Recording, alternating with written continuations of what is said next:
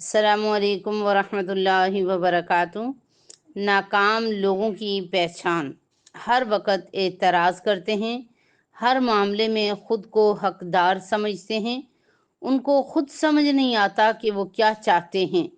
दूसरों के बारे में बातें करते हैं, अपनी नाकामियों का इल्ज़ाम दूसरों को देते हैं, तब्दीली से डरते हैं, चाहे वो उनके अंदर की हो या बाहर की।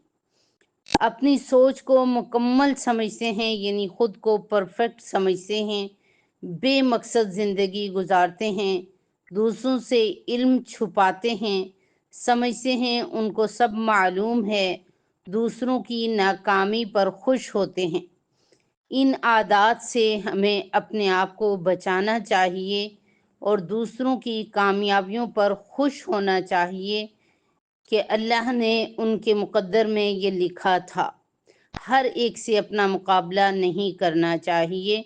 दूसरों की कामयाबियों पे एतराज़ करना गोया कि अल्लाह की तक़सीम पर एतराज़ करना है। अल्लाह हमारी हिफाजत फरमाए। अस्सलामु अलैकुम।